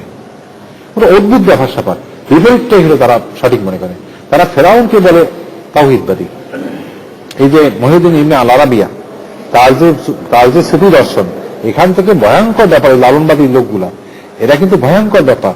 এই ফসুল হিকাম, তার ফাতাহাতুল মক্কিয়া, 2টা বই মাদ্রাসায় পড়ানো হয়েছে ব্রিটিশ পিরিয়ডে, সকল থেকে পড়ানো হয়েছে। যত পীরগুলা দেখেন, এই পীরগুলা এই বইগুলো পড়ে আসছে। এই কলকাতায় যে আলিয়া মাদ্রাসায় বইগুলো পড়ানো হয়েছে। এই যে মনে করেন এই যে কতগুলো বন্ধ করেছে না, আক্রোশী, বান্ডারি, এরা সবাই ওইখানকার ছাত্র, এবং তারা সবাই ফসুল হিকাম মতিয়াতুল মাক্কি, এই যে আমাদের বদমাইশটা আছে, এই কিন্তু এই বিয়ে করছে, ওই বই পড়া। তারা মনে করতেছে মতিঝিলের এই যে কুতুববাগ, দেওয়ানবাগ, এরা সব এইখান থেকে। তারা যে শুধু তাদের মগজটা দেওয়া হয়ে গেছে, তারা মনে করছে, যেমন মনে করেন বাইজুল বুস্তামি, আবু মানে ইয়ে ওনার নাম কি, আবু ইয়াজিদ বাইজুল বুস্তামি। সে একবার বললো সারা পৃথিবী আমি আল্লাহকে খুঁজলি, পরে দেখি আমি নিজেই আল্লাহ, তার নকশাবাদী তরিকার আপনার বাইজুল বুস্তামি জীবনীতি পড়বেন, এমন না যে বলছিলেন না, বই আছে দেখাতে পারবো। তার ঘরে এসে ফটফট করতেছে, বলছে এই ঘরে যে আছে সেও আল্লাহ, মানে আল্লাহ ছাড়া কেউ নেই। আরো আশ্চর্য হয়ে যাবেন, এই কথাগুলা এই মুহূর্তে প্রচার করেন না। এই পীরদের চরমনাই পীরদের যিনি মূল যে পীর, সে তো খাজা মাইনুদ্দিন চিশতি, গান্ধা চিস্তিয়া তরিকা, সিক্সতিয়া নকশাবন্দিয়া চিস্তিয়া তরিকার যিনি আসল খাজা মাইনুদ্দিন চিশতি, এনার বইগুলো পড়েন, লাইব্রেরিতে যান, দয়া করে লাইব্রেরিতে পড়েন, দেওয়ানে খাজা মাইনুদ্দিন চিশতি। উনি যখন ইরান থেকে পেশোয়ার হইয়া লাহোরে আসতেছেন, তখন দাতা বক্সের কবরে লিখে আসলো, এখানে যিনি শোয়া আছে তিনি আল্লাহর বহিঃপ্রকাশ। খাজা মাইনুদ্দিন নিজের হাতের লেখা, এখানে যিনি শোয়া আছেন তিনি আল্লাহর বহিঃপ্রকাশ। তার মানে আমি বলতেছি, এই পীরতন্ত্র, এই সুফিবাদ আল্লাহকে একেবারে নিচু থেকে নিচু স্তরে একেবারে কঠিনভাবে বিভ্রান্ত হয়ে গেছে তারা, ইহুদি খ্রিস্টানদের চেয়েও। এটা হলো আল্লাহ সংক্রান্ত। বললাম আমি একা একদিনে দুদিন পারবো না, ওই যদি বিষয়বস্তুর ভিতরে ছিল আল্লাহ সম্পর্কে মানুষ কতটা বিভ্রান্ত হয়ে গেছে সেটা বোঝানোর জন্য কথাগুলো বললাম। সুতরাং আল্লাহ সম্পর্কে আপনি সেটুকুই প্রপারলি জানতে হবে। তবে সবচেয়ে ভালো হয় কি জানেন, যদি এখানে বুদ্ধিমান হন, আল্লাহ তাআলা যেটুকু তাওহীদ যেভাবে বলছে ওটুকুই আপনাকে মেনে নেওয়া। আল্লাহ সম্পর্কে আল্লাহ কোরআনে যতটুকু বলছে, এই বাইরে আপনি কিছু গবেষণা করতে যাবেন না, জানবেন না, তাহলে আপনি আমি বেঁচে যাবো, তা নাহলে আমরা পথভ্রষ্ট হয়ে যাবো। আল্লাহ তাআলা যা বলছে আমি সেটা মেনে নিবি, আমার জন্য সেফ। কিন্তু এরা বাড়াবাড়ি করে নিজেদের একটা মত ঢুকেছে। এবার প্রথম থেকে এই পথভ্রষ্ট কতগুলো গ্রুপ ছিল, এই বিভ্রান্তের এই বিষয়ে আমি একদিন একটা কথা বলবো যে কি কারণে বিভ্রান্তগুলো হয়েছে, কেন হয়েছে, কোন সোর্স থেকে হয়েছে, কাদের দ্বারা হচ্ছে। আল্লাহ সম্পর্কে এই জ্ঞানটা যখন সঠিক না থাকে, তাহলে আপনার লালন ফকির আর অন্য ধর্মের মানুষ সেম হয়ে যাবেন। আলটিমেটলি এই নামাজ, এই রোজা, এই দাড়ি সবকিছু বৃথা যদি আল্লাহর জায়গাটা আপনার সঠিক না থাকে। আল্লাহ তাআলা এই জন্যই সূরায় হুদে 18 নম্বর আয়াতে বলছে, 11 নম্বর সূরা 18 নম্বর আয়াতে বলছে যে কিয়ামতের মাঠে ফেরেশতারা বলবে, আল্লাহ রাব্বুল আলামিন, এই তো সেই সকল লোক যারা আপনার সম্পর্কে বিভ্রান্ত কথা বলছে, এ তো সেই সকল লোক যারা আপনার সম্পর্কে মিথ্যা কথা বলতো, বিভ্রান্তমূলক কথা বলতো। আল্লাহ তাআলা জালেমদের পথ দেখাবে না, তাদেরকে দেবে কঠিন শাস্তি। 11 নম্বর সূরা 18 নম্বর আয়াত আপনি দেখে নেবেন। 11 নম্বর সূরা 18 নম্বর আয়াত, এই কিয়ামতের মাঠে সাক্ষীরা এবং ফেরেশতারা বলবে, এরা তো সেই লোক। এই যে পীরগুলা সম্পর্কে আল্লাহ ফেরেশতারা বলবে, আল্লাহ বান্দারা বলবে, আল্লাহ তাআলা সেই লোক, এই সেই লোক যারা আল্লাহ আপনার সম্পর্কে মিথ্যা কথা বলতো, আপনি দেখার, আপনি সর্বত্র বিরাজমান, আপনি অন্তরে থাকেন, আপনার এইসব কথা এরা বলতো। এই সেই লোক যারা বলতো সৃষ্টিটাই, সব সৃষ্টিটাই আল্লাহ, সকলেই আল্লাহ, এরা সেই লোক। এই কথা বলবে, এই আয়াত তাই বলে। 11 নম্বর সূরা 18 নম্বর আয়াত, এরা তাই বলবে। এখানে আল্লাহ সম্পর্কে এই ধরনের বিভ্রান্ত কথাগুলো এই সমাজে ব্যাপকভাবে ছড়াই গেছে। এখান থেকে আপনি ফিরে আসতে হবে। এই জন্য অনেক যুব্বাজাব্বা, অনেক জ্ঞানী লোকরা জাহান নামে যাবে, তুলনামূলক যারা সাধারণ লোক তাদের থেকে। কারণ সাধারণ লোক এইগুলো ঘাটাঘাটি করে না। এবং প্রত্যেকটা সুবিধা, প্রত্যেকটা মারাফাত, এর মানে হলো আল্লাহ সম্পর্কে বুঝবার না করা। আপনি এমন কোন লোক পাবেন না, পীর হয়েছে, পীর নাম দিয়েছে, সুফি নাম দিয়েছে, তো আল্লাহ সম্পর্কে বিভ্রান্ত কথা বলে নেই। তাহলে আপনি জায়গায় আপনি নাই, আপনি আল্লাহ সম্পর্কে প্রকল্প কথা বলেন। আপনি শুধু বলেন যে সময় বিরামের মাঝে যে আল্লাহ তাআলা আকার আছে, আল্লাহ তাআলা যেমন তেমন, আপনি হয়তো মারাই যাবেন ওখানে। আপনার সক্রেটিসের যে অবস্থা, সেই অবস্থা আপনার হয়ে যাবে। সক্রেটিসের সময় দিয়েছিল হেলমেট পান, আপনি সেই সময়টা দেওয়া হবে না। তার মানে বিভ্রান্তিটা কথা হয়েছে, যে কথা আল্লাহ তাআলা আগে বলছে নিষেধ করছে, সেটাই করছে। আদম যেরকম নিষেধ করার পরে ভুলটা আগে করছে, সেই ভুলটা আমরাই করবো। এতটা ভুল হয়ে গেছে আল্লাহ সম্পর্কে জায়গায়। আমরা আল্লাহ সম্পর্কে জায়গাটা সঠিক করতে হবে আগে, তারপর রাসূল সম্পর্কে জায়গাটা সঠিক করতে হবে। এবার 3 নম্বর আইটেমটা ছিল যে ইসলাম। ওর আইটেমের ভিতরে আমি কথা বলতেছি। 3 নম্বর আইটেম ছিল কি, ইসলাম। ইসলাম সম্পর্কে একটু কথা বলে শেষ করব। দেখেন, আমরা একটা হাদিস জানি, হাদিসে জিবরাইল। হাদিসটা হলো হাদিসে জিবরাইল। এখানে হাদিসে জিবরাইল হলো, একবার রাসূল সাল্লাল্লাহু আলাইহি ওয়াসাল্লাম মসজিদে নববীতে বসা, একজন লোক আসলো। আগন্তুককে দেখে কেউ চিনল না। আগন্তুককে দেখে মনে হইল সে বোধহয় মনে হইল যে খুব ঠান্ডা। আপনি ভালো আছেন তো? একটু চা খাবেন? চা পান? হ্যাঁ। তো ওই লোককে দেখে মনে হলো সে এখানকার না। এই আমাকে এটা সিঙ্গারা দাও, বাটির সিঙ্গারা দাও, আমি খেয়ে কিছুই নেই না। আচ্ছা, তো ঠিক আছে, না থাকলে আর কি করার। তোমার চুল্লা সালি অফ করে দিয়েছে। আচ্ছা না, তোমার বিগত দিনে আজকের দিনে সবকিছু নিয়ে আমাকে টাকা ফেরত দাও। তো হাদিসে জিবরাইল লই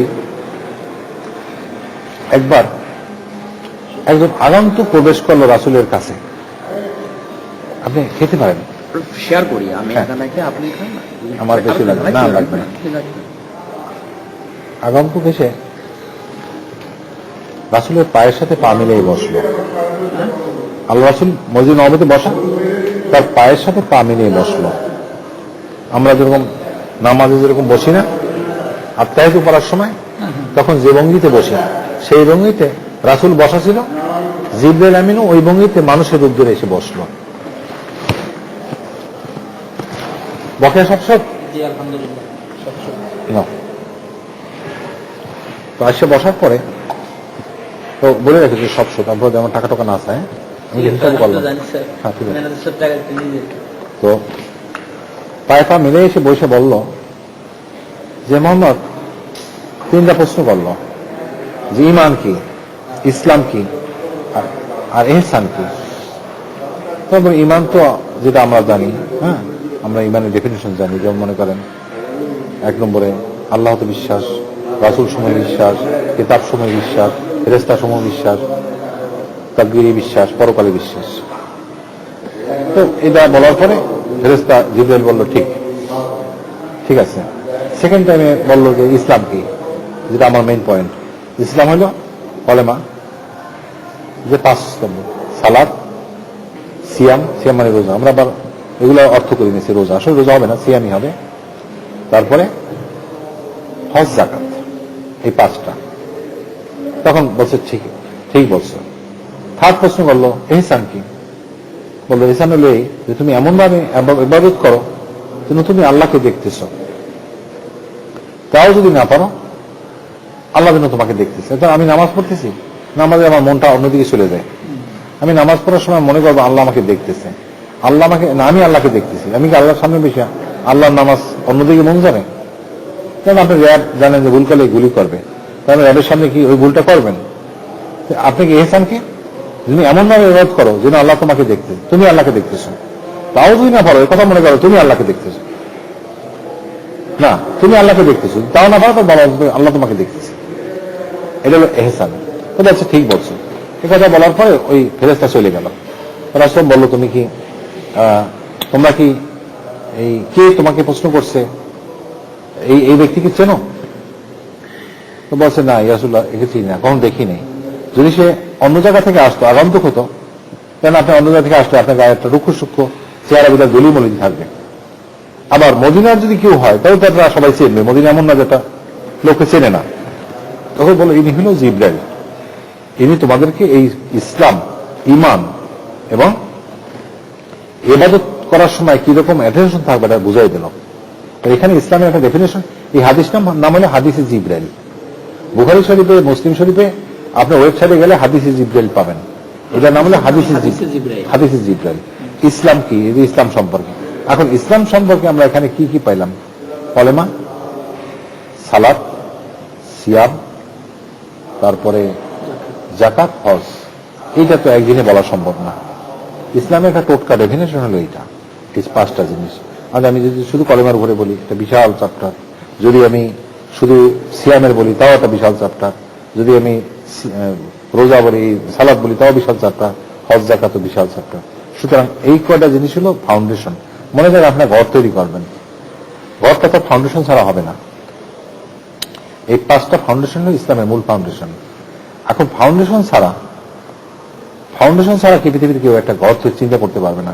আপনি ইসলাম মুসলিম হন তাহলে 5টা ফাউন্ডেশন আপনার থাকতে হবে সিরিয়াল অনুযায়ী। 1 নম্বরে দিচ্ছেন কলেমা ঠিক না হলে বাকিগুলার কোনো ভ্যালু নাই। এরপরে সেকেন্ড অপশন হলো আপনি যদি নামাজি না হন তাহলে আপনার ইমান থাকলো না, স্তম্ভ ভেঙে গেল। এই করসপন্ডিংলি আপনি জাকাত দেওয়ার মতো সামর্থ্য থাকে তাহলে আপনি জাকাত দিয়ে দিতে হবে, নাহলে আপনার ইসলাম নাই। কারণ সূরা হামিম সাজদার 8 নম্বর আয়াতে বলছে যে ব্যক্তি জাকাত দেয় না সে পরকালে বিশ্বাসী না। পরকালে বিশ্বাসী না হওয়া মানে হলো আপনি মুসলিম না। আপনি মুসলিম হতে গেলে আপনি পরকালে বিশ্বাস থাকতে হবে, অর্থাৎ আপনি জাকাত দিলেন না, আপনি মুসলিম না। এমনিভাবে যদি রাসূল বলছে যে ব্যক্তির হজ ফরজ হলো, হজ করলো না, সে ইহুদি হয়ে মারা গেল কি খ্রিস্টান হয়ে মারা গেল, আমার দায়িত্ব না, এটাও সমস্যা। তার মানে এই 5টা স্তম্ভ না থাকলে আপনি আসলে মুসলিমে থাকতেছেন না। এটা আপনার জন্য খুবই গুরুত্বপূর্ণ, আমার জন্য খুবই গুরুত্বপূর্ণ। এই 5টা স্তম্ভ এটাকে ফেলে দেওয়ার না। নাম্বার, এই স্তম্ভগুলো বাড়ানো যাবে না, কমানো যাবে না। না মানতে পারলেন একরকম ব্যাপার, কিন্তু এই স্তম্ভ যদি আপনি নূতন স্তম্ভ বানিয়ে দেন, যেন আবু আলা মওদুদি বলতেছে যে দিনের আসল রোকন হইল এগুলা না, মেইন রোকন হইল একামতে দিন, অর্থাৎ রাষ্ট্র ক্ষমতা। রাষ্ট্র ক্ষমতাটা নেওয়াই হলো আসল, নিয়ে এটাকে ইসলাম কায়েম করে দেওয়া। আল্লাহ রাসূল বলতেছে এই হাদিসে জিবরিলে এই 5টা আসল। এই জন্য দেখেন ইসলামের অনেক জিনিস আছে যেটা মানুষের কথা মনে হয় কোরআন যে কথা থেকে ভালো, এবং একটা জ্বালাময় ভাষণ দিয়ে মানুষকে এই পথে নিয়েও আসা যায়, কিন্তু সেটা আলটিমেটলি সত্য না। কারণ আপনি যেটা পারবেন না সেই দায়িত্ব আপনাকে দেওয়ার কোনো মানে হয় না। আমি যদি বলি আপনারা দুইজনে মিলনা যদি আপনারা ভালো মুসলমান হন, এই 14 তলা বিল্ডিংটা নাড়ান, কিয়ামত পর্যন্ত নাড়াইয়ে ধাক্কাইয়া এই বিল্ডিংটা কিছুই করতে পারবেন না, আপনাদের শক্তি নষ্ট হবে। তাহলে আপনারা, আমি বললাম যে রাষ্ট্র ক্ষমতা দখল করবেন যে কোনো ভাবেই পারেন।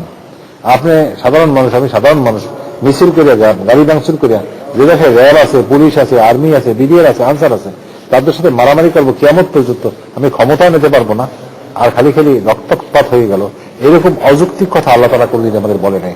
তাহলে আপনি কি এটা রোকন দ্বারা করলেন, কি করলেন? আপনি নতুন একটা এই 5টা রোকনের ভিতরে আপনার রোকন আপনি ঢুকাই দিলেন। আবার একটা গ্রুপ করলো কি, এই 5টা জায়গায় 6 উসুল বানাই দিল।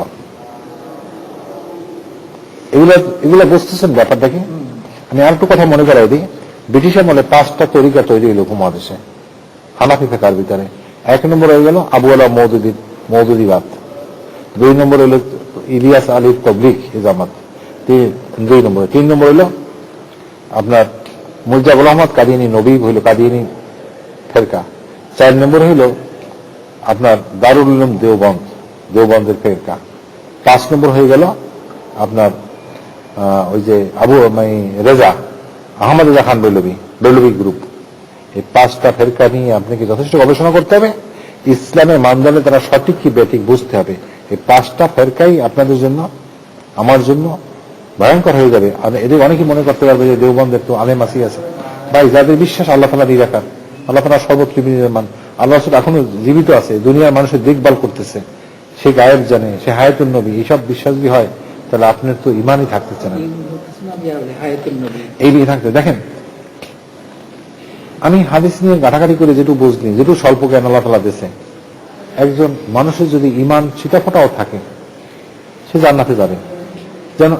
যেমন হুযায়ফা রাদিয়াল্লাহু আনহুকে প্রশ্ন করলো, হুযায়ফা রাদিয়াল্লাহু আনহু একবার নসিহত করলো যে কিয়ামতের আগে কিছু মানুষ থাকবে যারা বলবে যে আমরা বাপ দাদাকে কলেমা পড়তে শুনছি, কলেমা সাক্ষ্য দিতে শুনছি, আমরা ওতেই বিশ্বাস করি। তাহলে তাদের কোনো ইবাদত থাকবে না, নামাজ রোজা হজ জাকাত কিছুই থাকবে না। তো তার ছাত্র সলিল রহিমাহুল্লাহ, উনি তাবেঈ, সে বলল, মুহতারাম, এই মানুষগুলো কি হবে? এই লোকগুলো কি জান্নাতে যাবে না জাহান্নামে যাবে? 3 বার বলছে এই লোকগুলো কিয়ামতের জাহান্নামের ভয়াবহ থেকে মুক্তি পাবে। তাদের বিশ্বাসটা কি? তারা কিন্তু নিজেরা কলেমা দিয়ে না, বলছে যে আমার বাপ দাদাকে শুনেছি, তারা বলতো আশহাদু আল্লা ইলাহা ইল্লাল্লাহ। তারা নামাজ না, রোজা না, হজ না, কিছুই তারা করে নাই। তাদেরকে প্রশ্ন করা হলো, এই লোকগুলো কি হবে? এই লোকগুলো কি জাহান্নামের নামে জান্নাতে যাবে? যে এই লোকগুলো জাহান্নামের ভয়াবহ থেকে বেঁচে যাবে। বিখ্যাত সাহাবী হুযায়ফা রাদিয়াল্লাহু আনহু, হুযায়ফা রাদিয়াল্লাহু আনহু একজন সাহাবী, আল্লাহর রাসূলের বিখ্যাত সাহাবী, কাছের সাহাবী। তবে সে কি বলছে নিজের থেকে, যে রাসূল আসলে তাকে শুনে বলছে, হাদিস তো বুখারী মুসলিমের। কি বললো? যে এই মানুষগুলো জাহান্নামের ভয়াবহ থেকে বেঁচে যাবে। তার মানে কি? তোমার কথায় যদি সাক্ষ্য দিই, তার মানে তোমার কথা মেনে নিলাম না। তাদের কোনো ইবাদত নাই, তার মানে আমি বলতে চাচ্ছি যদি কারো কলেমার উপরে কোনো ইবাদত না করেও থাকতে পারে তবু সে জান্নাতে যাবে। কিন্তু একটা লোক যদি এই কথা বলে যে আল্লাহ তার কোনো আকার নাই, তাহলে তো তার ইমান ভেঙে গেল, তাওহীদ ভেঙে গেল। এখন মূল সমস্যাটা হচ্ছে তাওহীদ নিয়ে, আমাদের মূল সমস্যা হতো এইখানে। আল্লাহ তাআলার আকার নেই। এখন এই জিনিসগুলো আমাদের কোনো হ্যাঁ, তাহলে মানে এখন ইসলাম সম্পর্কে তোমার না থাকার পরে আমি চালাই গেলাম যে ইসলাম সম্পর্কে আমার আল্লাহ সম্পর্কে আমি শর্টকাটে বলছি, তারপরে তোমার পৃথিবীর সৃষ্টির উদ্দেশ্যটা শর্টকাটে বলছি। এগুলো অনেক ব্যাপক কথা বলা দরকার, যেহেতু শীতের রাত্রি সবাই কষ্ট হচ্ছে। তো তৃতীয় কথা কি বললাম, ইসলাম সম্পর্কে আমি শর্টকাটে জানালাম হাদিসে জিব্রাইল যেটা, সেটা ইসলাম কমপ্লিট করছে। কিন্তু এই বিস্তারিত বলতে গেলে আপনাকে অনেক সময় নিতে হবে, এগুলো পার্ট পার্ট পড়া হবে। কলেমা সংক্রান্ত, কলেমা হলো একটা বিশাল চ্যাপ্টার। আমরা যে তাওহীদ, আল্লাহ তাআলার একত্ববাদ, এর ভিতরে সবকিছু, সালাত সিয়াম এগুলো তো আমরা বুঝবোই, যেগুলো ছাড়া আমাদের কিভাবে পার পাবো সালাত। তবে এগুলোর পরেও যদি একটা লোক যেটা আমরা হাদিস ঘাটাঘাটি করে পাই বা আমাদের ইমাম আইন মোস্তাহিদ বলছে যে একটা লোক যদি নামাজ নাও পড়ে, যদি সে কলেমার সহিত মৃত্যু হয় তাহলে সে জান্নাত যাবে। কলেমার সহিত, কিন্তু কলেমাটা থাকে কিনা এটারও বড় কথা। অত আপনি জীবনে নামাজ পড়লেন না, মৃত্যু পর্যন্ত ইমান ধরে রাখতে পারবেন কিনা। কারণ মৃত্যুর সময় যে আপনার মুখ থেকে বা আপনার অন্তরে যদি কলেমা না থাকে তাহলে আপনার ইমান অ্যাকসেপ্ট হবে না। কিন্তু মৃত্যু পর্যন্ত একটা বেনামাজির পক্ষে ধরে রাখা কঠিন, বুঝলেন আপনারা? এই যে আমাদের দুই নামাজ পড়তেছি এর একটা প্রতিফল আছে, মৃত্যুর সময় আমার মুখে আল্লাহ তাআলা জারি করে দেবে। কিন্তু একটা লোক কিন্তু তারপরে কোনো লোকের থাকে, আমি জানি না একটা বেনামাজি লোক সে মারা যাওয়ার সময় কলেমা পড়ছে কিনা জানি না, এগুলো আমি বলবো না সে জাহান্নামে যাবে, সে শাস্তি ভোগ করে একসময় যাবে। যদি ইমানের সঙ্গে মৃত্যু হইতে পারে, হাদিস তো মুসলিমের, ইমানের সঙ্গে মৃত্যু হলে সে জান্নাতে যাবে। ইমানের সঙ্গে মৃত্যু হইলে আত্মহত্যাকারীও জান্নাতে যাবে। যে আমরা যদিও জানি সমাজে আত্মহত্যাকারী যদি দোয়া করা যাবে না, এগুলো ভুল কথা। আত্মহত্যাটা হত্যা, সে যদি ইমানের সঙ্গে মৃত্যু হয় তাহলে সে জান্নাতে যাবে, হাদিস তো রয়ে গেছে। আমরা আত্মহত্যাকারী খুব ঘৃণা করি, কিন্তু না, সে একটা ইতে পড়ে গেছে।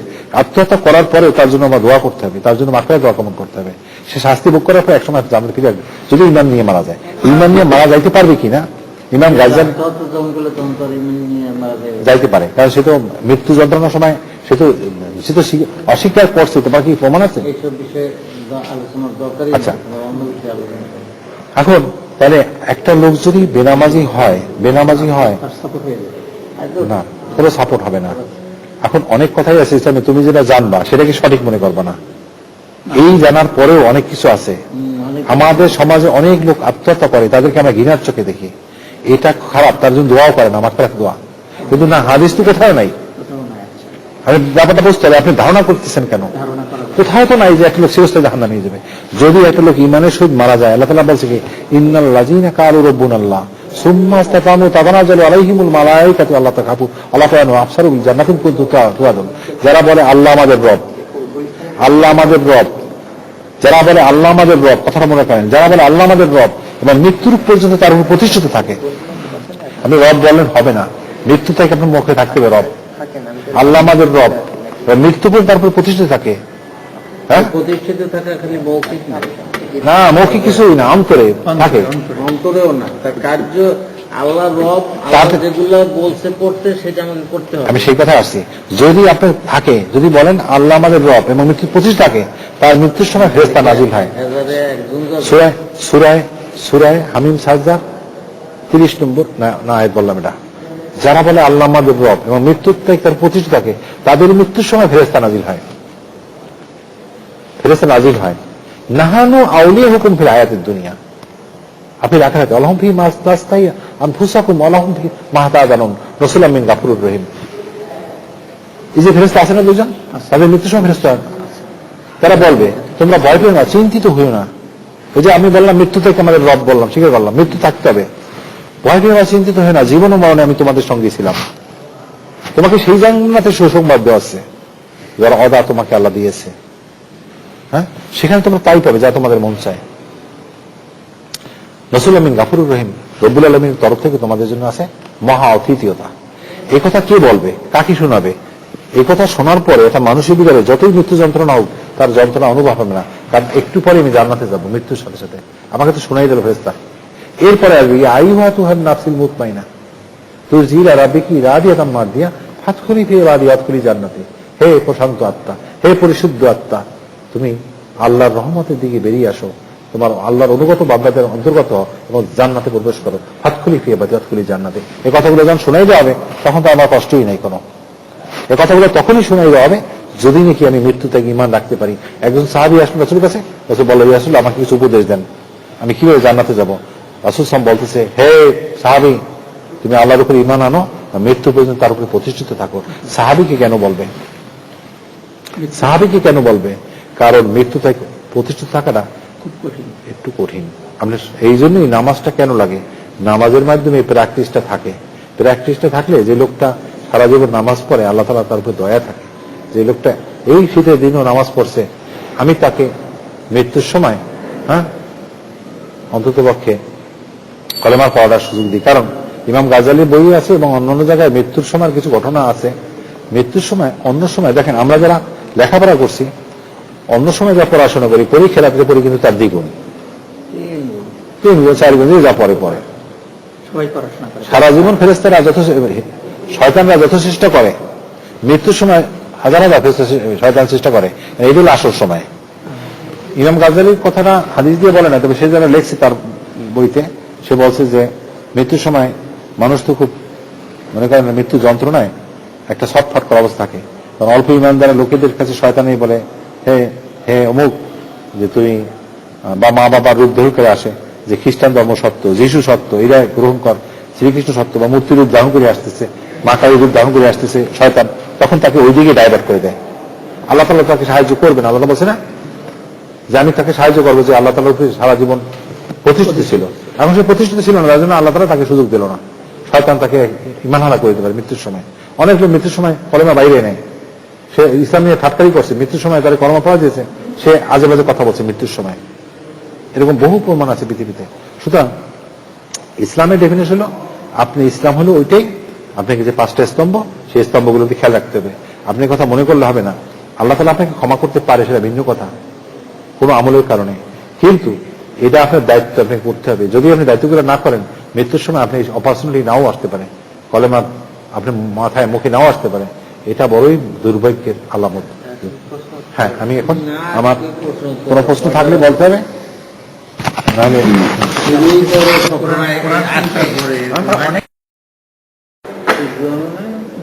আলোচনা বললো আমি চাটা খাই, তোমরা অন্যটা খাও। সস দিয়ে যাবেন। আলোচনা বল